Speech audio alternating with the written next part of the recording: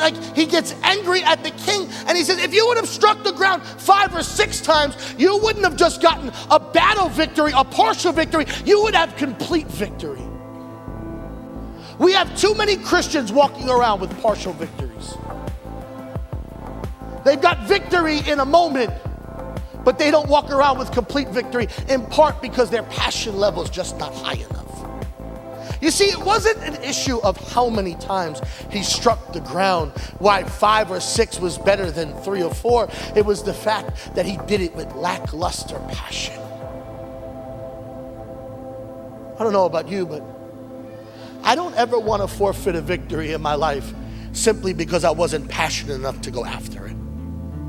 Think about the people of God for a moment. They were promised a territory that stretched far beyond what they ever wound up claiming. Not because of a walled city, not because of a giant, and not because of a river or a sea at flood stage. They only didn't get it because they weren't willing to walk it. Wherever you will put your feet, I'll give you. They just got tired of walking. They just decided to settle. This king had struck the ground 3 times. Isn't that enough?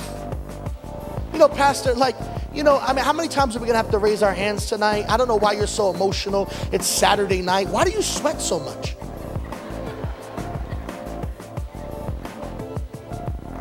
You know what I found?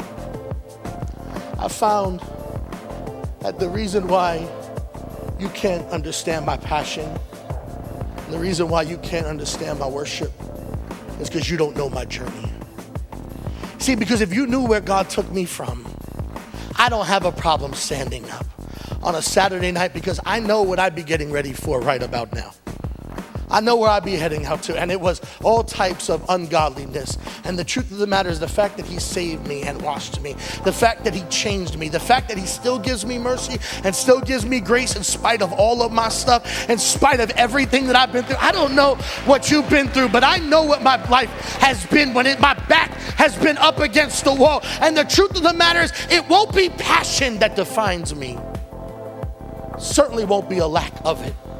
Let it be said of that guy, he didn't get everything he prayed for, but it wasn't because of his lack of passion.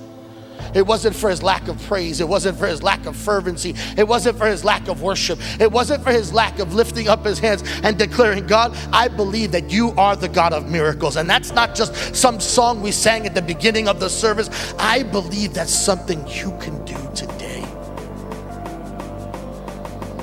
What are the areas in your life that you stopped believing God for simply because you got tired of striking the ground? What are the areas in your life that you have stopped believing God for simply because you stopped asking and you stopped seeking and you stopped knocking?